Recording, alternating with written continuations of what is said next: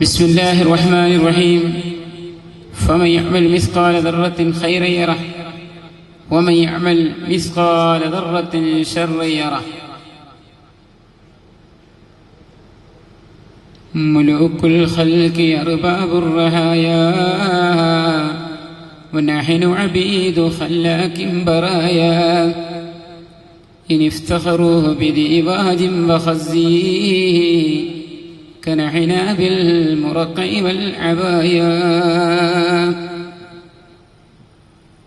كيف هالي يا إلهي ليس لي خير العمل سوء فالي كثير زاد طاعات قليل كان حب محمد في بالغي فله خشوع عند ذكر خصاله من لم يقل في قلبه حب النبي وهو المنافق لا كلام بحاله. ബഹുമാനമുള്ള മുഅ്മിനുകളെ, ബഹുമാനപ്പെട്ട മാലിക്കുദ്ദീൻ റളിയല്ലാഹു തആല അൻഹു മഹാനവറുകളും മറ്റു മഹാന്മാരായിരിക്കുന്ന ഒരുപാട് ആളുകളും അന്ത്യവിശ്രമം കൊള്ളുന്ന ഒരു ഭൂമിയിലാണ് നാം ഒരുമിച്ച് കൂടിയത്. ഏറ്റവും നല്ല കാലം എൻ്റെ കാലമെന്നും അതിനോടടുത്തതെന്നും പിന്നീട് അതിനോടടുത്തതുമെന്നും മുത്തുനബി സല്ലല്ലാഹു അലൈഹി വസല്ലം തങ്ങൾ പഠിപ്പിച്ചത്, മുത്തുനബി സല്ലല്ലാഹു അലൈഹി വസല്ലം തങ്ങളോട് ഏറ്റവും അടുത്ത കാലക്കാരനായ ബഹുമാനപ്പെട്ട മാലിക്കുദ്ദീൻ റളിയല്ലാഹു തആല അൻഹു, ബഹുമാനപ്പെട്ട മഹാനവറുകളുടെ പാദസ്പർശനം കൊണ്ട് അനുഗ്രഹീതമായ കാസർഗോഡ് തളങ്കര നമുക്കറിയാം. എത്രയോ മഹാന്മാരായിരിക്കുന്ന ആളുകൾ സിയാറത്ത് ചെയ്ത് ഇവിടെ പാദസ്പർശനമേറ്റ ഭൂമി. ബഹുമാനപ്പെട്ട ഖദർ നബി അലൈഹിസ്സലാം അടക്കം ധാരാളം സ്വാലിഹീങ്ങൾ വന്നുപോയ ഭൂമി. എത്രയോ ആളുകൾ മറവിട്ട് കിടക്കുന്ന മൈതാനം. അങ്ങനെ മറ്റ് നമുക്ക് അറിയപ്പെടാതെ എത്രയോ ഔലിയാക്കന്മാരുള്ള നാട്, എത്രയോ സാദാത്തുക്കളുടെ നാട്. ഇങ്ങനെ എല്ലാം കൊണ്ടും അനുഗ്രഹീതമായ ഭൂമിയിലാണ് നാം ഉള്ളത്. പ്രത്യേകം അൽഹംദുലില്ലാഹ് നുസ്രത്തുൽ മസാക്കീൻ എന്ന സംഘടന, നേരത്തെ ഈ സംഘടന പരിപാടി നേരത്തെ കൂടി അറിയൂലെങ്കിലും ഇവിടെ ഈ പള്ളിയിൽ നമ്മുടെ സ്ഥാപക ദിനത്തിന്റെ പരിപാടി പറഞ്ഞു റഷീദാജിക്ക് ക്ഷണിക്കുകയും അൽഹംദുലില്ലാഹ് അവിടെ വന്നപ്പം ഇതിന്റെ ആള് അദ്ദേഹം അവിടുന്ന് പറഞ്ഞു തങ്ങളൊന്നും കൂടി വരണം എന്ന് പറഞ്ഞപ്പോൾ ഞാൻ സാധാരണ നിലക്കത് ഉറുഫിൽ അങ്ങനെ ഇല്ലെങ്കിലും നമ്മുടെ ഈ പരിപാടിയുടെ ബന്ധം, കാരണം അത് സാധുക്കളെ സഹായിക്കുക എന്ന ഒരു പരിപാടിയാണ്. ഞാൻ ആദ്യം ചൊല്ലിയ ബൈത്ത് നിങ്ങൾക്ക് അറിയുന്ന സംഭവമാണല്ലോ. ആ ബൈത്ത് നിങ്ങൾക്കറിയാം, മൂല്യമായിരിക്കും മുത്തഅല്ലിമീങ്ങൾക്കൊക്കെ അറിയുന്നതാണ്. ആ ബൈത്ത് വരാനുള്ള കാരണവും അറിയുന്നതാണ്. പ്രത്യേകം സാധുക്കളായ ആളുകൾക്ക് ഏത് രൂപത്തിൽ സഹായം കിട്ടി എന്നത് നമുക്കറിയാം. ഒരു പെരുന്നാളിന്റെ അന്ന് മുത്തുനബി സല്ലല്ലാഹു അലൈഹി വസല്ലം തങ്ങൾ മദീനത്തൂടെ നടന്നു പോവുകയാണ് നിസ്കാരം കഴിഞ്ഞിട്ട്. ആ സമയത്ത് ഒരു പെൺകുട്ടി പാടിയ 2 വരിയാണത്. വളരെ പാവപ്പെട്ട, വളരെ കഷ്ടപ്പെടുന്ന ഒരു പെണ്ണ്, ആ പെണ്ണ് പാടിയതായിരിക്കുന്ന 2 വരി. إن افتخروا بديباج وخزيه كنحنا بالمرقع والعبايا. അതിന്റെ ചില വരികളാണ്. ആ പെണ്ണ് പറഞ്ഞത് എന്താ? ഇന്ന് പെരുന്നാളാണ്, എല്ലാം എന്തൊരു സന്തോഷം. വലിയ വലിയ മുതലാളിമാർ വില കൂടിയ പട്ടുകൾ കൊണ്ട് മാറ്റി മാറ്റിയിട്ട് അവരുടെ കുട്ടികൾ ആനന്ദ നൃത്തമാടുമ്പോൾ എന്നെപ്പോലത്തെ പാവപ്പെട്ട കുട്ടികൾ നാണം മറക്കാൻ പാടുപെടുകയാണ്. കരിമ്പടം കൊണ്ട് ഞങ്ങൾ നാണം മറക്കട്ടെ എന്ന് പറഞ്ഞത് മുത്തുനബി തങ്ങൾ കേൾക്കാനിടയായി. ഒരു പെണ്ണ് പുതിയ ഡ്രസ്സൊന്നും ഇല്ലാഞ്ഞിട്ട് വളരെ പഴകിയ ഡ്രസ്സ് എടുത്തുകൊണ്ട് ഇങ്ങനെ പുതച്ച് ഇത് പാടിയപ്പോ മുത്തുനബി തങ്ങൾ ആ കുട്ടി അങ്ങനെ തന്നെ വാരിയെടുത്തു. ബഹുമാനപ്പെട്ട ആയിഷ ബീവിയുടെ അടുത്തേക്ക് കൊണ്ടുപോയിട്ട് പറഞ്ഞു, ആയിഷ ഈ കുട്ടിയെ കുളിപ്പിച്ചു, നമ്മളിൽ നിന്ന് ഏറ്റവും നല്ല വസ്ത്രം കുട്ടിയെ ഉടുപ്പിക്കണം എന്ന് പറഞ്ഞു. ആ കുട്ടിയെ എടുത്തപ്പോൾ മറ്റു കുട്ടികളും ചിന്തിക്കുകയായിരുന്നു, ഞങ്ങളുടെയും വാപ്പമാരിതില്ലെങ്കിൽ മുത്തുനബി ഞങ്ങളെയും ഇങ്ങനെ ചെയ്യുമല്ലോ എന്ന് പറയുന്നത് പാവപ്പെട്ട ആളുകളോട് മുത്തുനബി സല്ലല്ലാഹു അലൈഹി വസല്ലമ തങ്ങൾ കാണിച്ച മാതൃകയാണ്. അതാണ് നമ്മളിൽ നിന്നുണ്ടാവേണ്ടത്. പിന്നെ സാധുക്കളെ സഹായിക്കുക എന്നത്, ദീനിനെ സഹായിക്കുക എന്നത്. ബഹുമാനപ്പെട്ട ആയിഷ ബീവി റളിയല്ലാഹു തആല അൻഹ ഒരു സമയത്ത് മുത്തുനബിയോട് ഒരു ചോദ്യം ചോദിച്ചു. ഓ നബിയെ, താങ്കൾക്ക് നല്ല സൗന്ദര്യമുള്ള കന്യകയായ ചെറുപ്പക്കാരത്തിയായ വളരെ നല്ല ചുറുചുറുക്കുള്ള എന്നെ അല്ലാഹു തആല തന്നില്ലേ, പിന്നെ എന്തിനി താങ്കൾ കിളവിയായ പ്രായമുള്ള അങ്ങേയറ്റം ഉള്ള ഖദീജയെ കുറിച്ച് എപ്പോഴും പറയേണ്ട കാര്യം എന്താ എന്ന് ചോദിച്ചപ്പോൾ ബഹുമാനപ്പെട്ട മുത്തുനബി തങ്ങൾ പറഞ്ഞ മറുപടി, ഓ ആയിഷ, എത്ര കിളവിയാണെങ്കിലും എത്ര വയോവൃതയാണെങ്കിലും ഖദീജയുടെ അടുത്ത് നിങ്ങൾ ആരും തന്നെ എത്തുകയില്ല. എന്റെ ഖദീജ എനിക്ക് അത്രയും വിലപ്പെട്ടതാണ്. കാരണം ഞാനിത് പറയുന്നത് കാരണം പാവപ്പെട്ടവർക്ക് ഒരു അത്താണിയാണ് ഖദീജ ബീവി. ചിന്തിക്കണം നിങ്ങൾ, പാവപ്പെട്ട പാവപ്പെട്ട സഹോദരിമാർ, അവർക്ക് എന്നും ഒരു അത്താണിയായിരുന്നു ഖദീജ ബീവി. ഖദീജ ബീവി റളിയല്ലാഹു തആല അൻഹയെ അബൂജഹിൽ അടക്കമുള്ളവർ കളിയാക്കി, നിന്റെ പണത്തിന് വേണ്ടിയാണ് മുഹമ്മദ് നിന്നെ കല്യാണം കഴിച്ചത് എന്ന് പറഞ്ഞപ്പോൾ മുത്തുനബി സല്ലല്ലാഹു അലൈഹി വസല്ലമ തങ്ങൾ ഒരു തവണ തങ്ങളിൽ കണ്ണ് നിറഞ്ഞുപോയി. ഇങ്ങനെ പറഞ്ഞ് കളിയാക്കിയപ്പോ മുത്തുനബി തങ്ങൾ കണ്ണ് നിറഞ്ഞുപോയി. ഉടനെ ഖദീജ ബീവി പറഞ്ഞു, അല്ലല്ല, പണത്തിന് വേണ്ടി എന്നെ കല്യാണം കഴിച്ചിട്ട് അദ്ദേഹം പണക്കാരനും ഞാൻ പാവപ്പെട്ടവളുമാകുന്നില്ല. ഞാനിതാ പറയുന്നു, എന്റെ സർവസ്വത്വം അദ്ദേഹത്തിന് ഞാൻ കൊടുത്തു. ഇപ്പം അദ്ദേഹം പണക്കാരനും ഞാൻ പാവപ്പെട്ടവരുമായില്ലേ? ഉടനെ തന്നെ കൊടുത്തു. എന്നിട്ട് പറഞ്ഞു, ഞാനിതാ എന്റെ ഏറ്റവും ഇഷ്ടപ്പെട്ട 40 പവന്റെ ഒരു മാല. അന്നത്തെ കാലത്ത് അങ്ങനത്തെ ഒരു സംവിധാനം തന്നെ ഇല്ല. ഒരൊറ്റ മാല, നല്ല ഭംഗിയിൽ നല്ലതുപോലെ പണി കഴിപ്പിച്ച ഒരു മാല 40 പവൻ ഖദീജ ബീവിയുടെ നെഞ്ഞിൽ വളരെ ഭംഗിയായിട്ട് കാണുന്ന ആ മാല അങ്ങനെ തന്നെ ഊരിയിട്ട് മുത്തുനബി സല്ലല്ലാഹു അലൈഹി തങ്ങളിലേക്ക് കൊടുത്തു. ഓ നബിയെ, ദീൻ സത്യമാണ്, അതിലേക്ക് ഇത് താങ്കൾ വിനിയോഗിക്കണം എന്ന് പറഞ്ഞുകൊണ്ട് കൊടുത്തു. എന്നിട്ട് ഖദീജ ബീവി പറഞ്ഞു, ഞാനിപ്പം ദരിദ്രയും ബഹുമാനപ്പെട്ട നബി വളരെ പണക്കാരനുമായി തീർന്നു. നോക്കുക സഹോദരിമാര്, ഇതാണ് ദീനിലേക്ക് സഹായിക്കുന്നത്. ഖദീജ ബീവിയാണ് നിങ്ങൾക്ക് മാതൃക. അങ്ങനെ എല്ലാം കൊണ്ടും എനിക്ക് താങ്ങും തണലുമാണെന്ന് പറഞ്ഞിട്ട് ഖദീജ ബീവി ജീവിച്ചിരിക്കുമ്പോൾ ഖദീജ ബീവിന്റെ അടുത്ത് വന്നുകൊണ്ടിരുന്ന ഒരു പെണ്ണ് പിന്നീട് ബഹുമാനപ്പെട്ട മുത്തുനബി തങ്ങളെ കാണാൻ വന്നപ്പോൾ അവിടുത്തെ മേൽമുണ്ടെടുത്ത് ആ പെണ്ണിന് വിരിച്ചു കൊടുക്കുക വരെ ചെയ്തു. എന്റെ ഖദീജക്ക് അത്രയും ഇഷ്ടമുള്ള പെണ്ണാണ് വന്നത്. അതാണ് മുത്തുനബിയുടെ ഖദീജ ബീവിയുടെയും ജീവിതം. നാം ചിന്തിച്ചു നോക്കണം. അങ്ങനത്തെ ഖദീജ ബീവിയുടെ കൂടെയാണ് എന്റെ സഹോദരിമാര് സ്വർഗത്തിൽ കയറേണ്ടത്. ചിന്തിക്കണം, അതിനെന്ത് വേണം? ഇത്തരത്തിലുള്ള പാവപ്പെട്ട ആളുകളെ കണ്ടില്ല എന്ന് നടിക്കരുത്. നമുക്കറിയാം, ഒരൊറ്റ നിമിഷം മതി നമ്മളിലുള്ള സർവ്വസവും നശിക്കാൻ. പിന്നെയോ നിങ്ങൾ ആ സമയത്ത്, അല്ലെങ്കിൽ നിങ്ങൾ മരിച്ചു പോകുന്ന സമയത്ത്,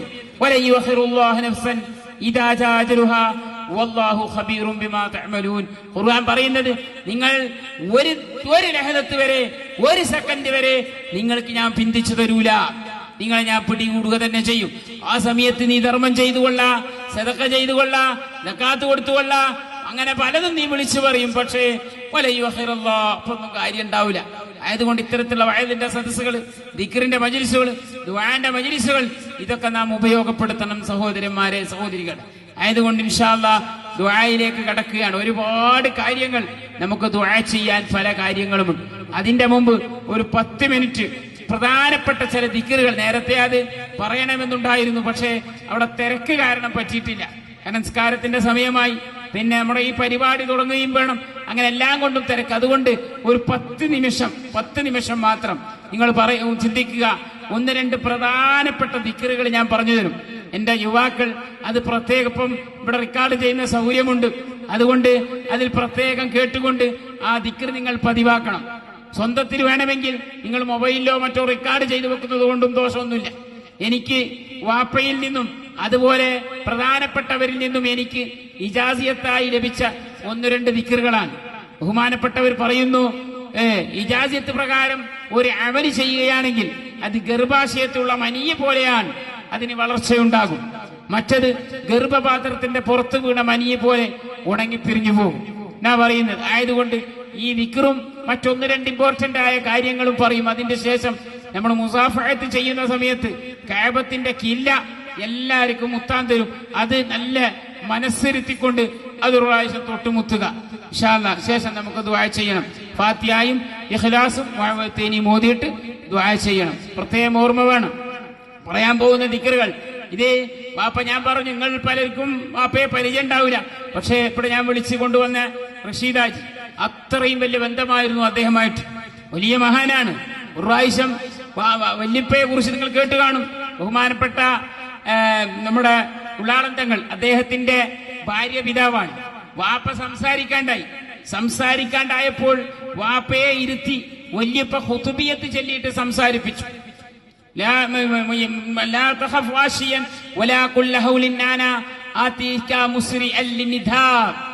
ശേഖങ്ങൾ പറഞ്ഞതാണ്, ശേഖങ്ങൾ പറഞ്ഞ കാര്യമാണത്. നിങ്ങൾ എന്റെ ശരിയായ മുരീദാവണം. നിങ്ങൾ എന്റെ ശരിയായ മുരീദായാൽ ഞാൻ നിങ്ങൾക്ക് നിങ്ങളെ കാര്യങ്ങൾ നിറവേറ്റി തരും എന്ന് പറഞ്ഞ് അങ്ങനെ വാപ്പ സംസാരിക്കാണ്ടായി. ഖുതുബിയത്ത് ചൊല്ലിയിട്ട് വാപ്പ സംസാരിച്ചു. ഖുതുബിയത്ത് ചൊല്ലി. എന്താ കാരണം? ശേഖ് തങ്ങളെ കറാമത്താണ്.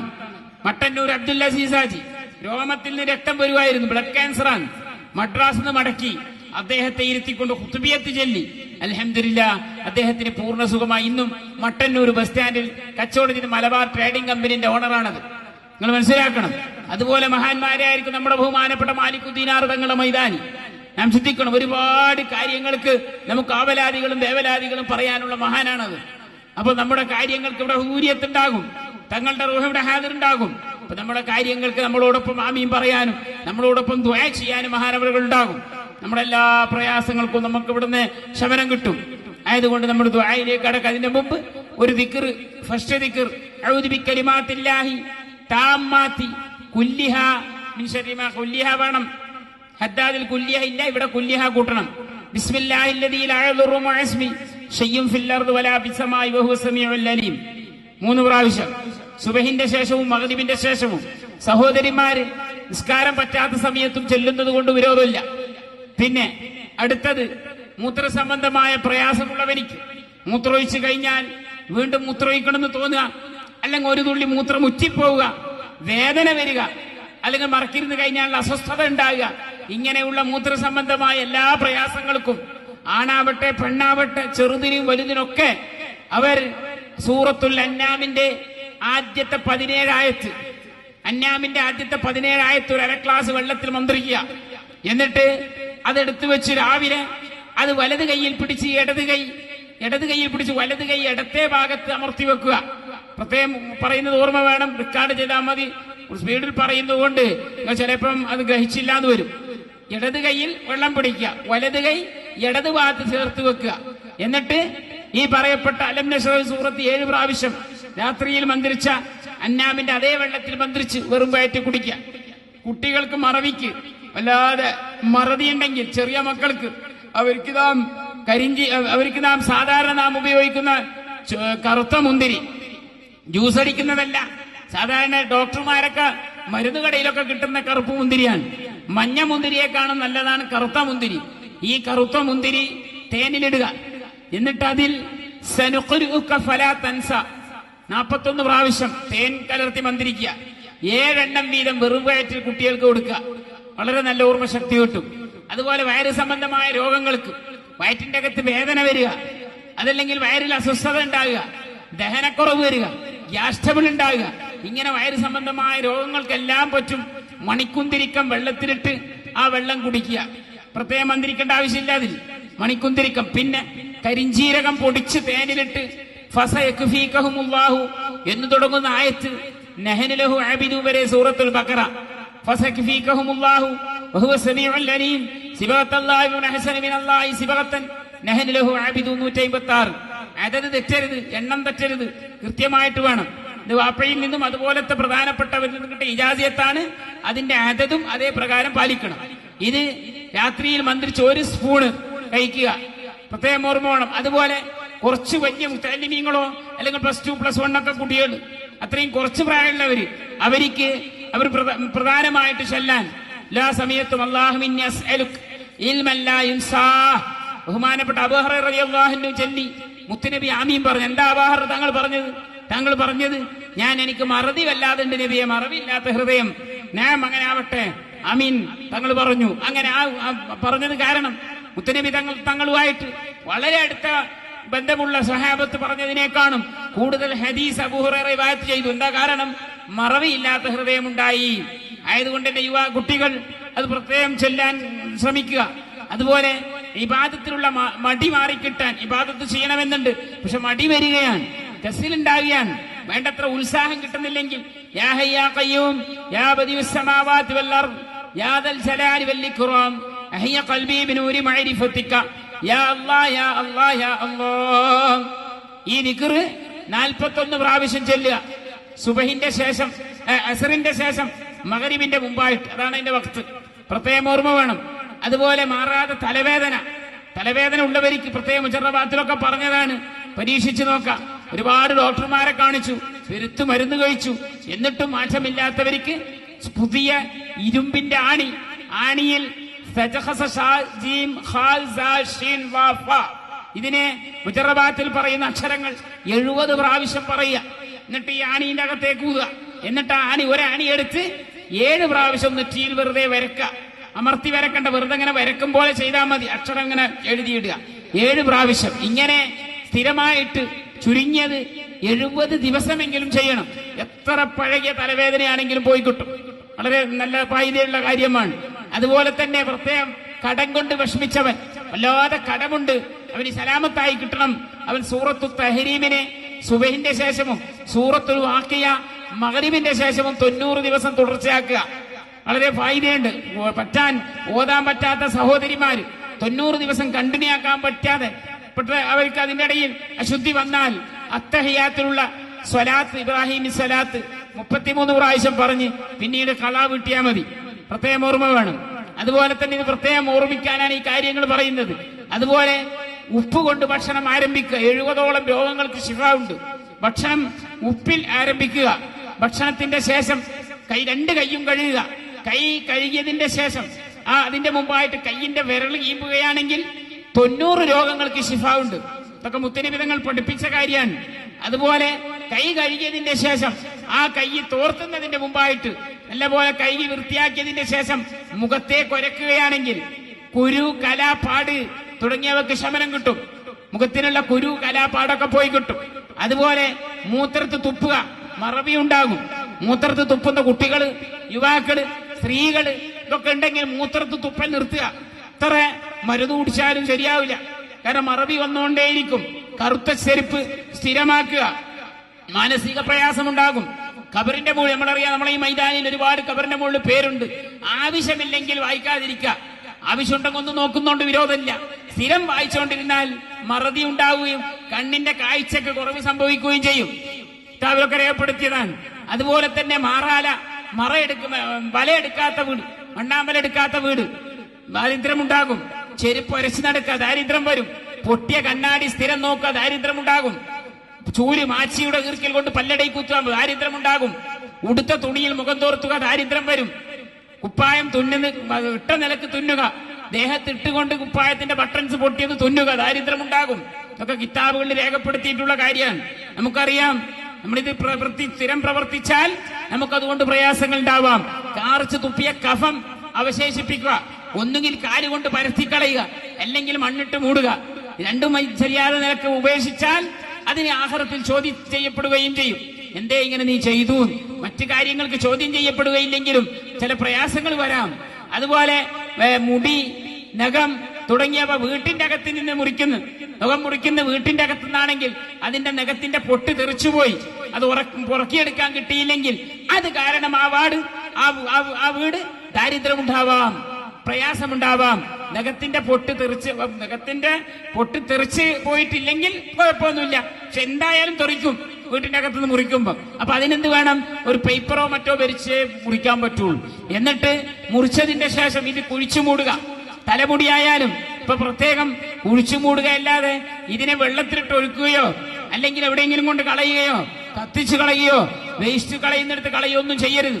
മുടിയായാലും നഖമായാലും അങ്ങനെ തന്നെ. ഇപ്പൊ ഉദാഹരണം നിങ്ങളങ്ങനെ ചെയ്യുന്നു എന്നല്ല, ചിലപ്പോ അങ്ങനെ ഉണ്ടായെങ്കിൽ അത് മാറ്റാം. നമ്മൾ ബാത്റൂമിൽ നിന്നാണ് നഖം വെട്ടുന്നു, അല്ലെങ്കിൽ തലമുടി ശരിയാക്കുന്നു, അല്ലെങ്കിൽ കക്ഷം വൃത്തിയാക്കുന്നു, അല്ലെങ്കിൽ ഗുഹ്യം വൃത്തിയാക്കുന്നു. ഇതൊക്കെ എളുപ്പത്തിന് വേണ്ടി നാം എന്ത് ചെയ്യും? ക്ലോസറ്റിലിട്ട് വെള്ളമൊഴിക്കും.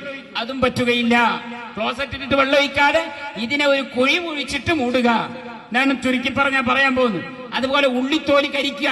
ഇതൊക്കെ കരിച്ചു കളയുന്ന വസ്തുവിൽ നിന്ന് എടുത്തു മാറ്റേണ്ടതാണ് ഇതല്ല.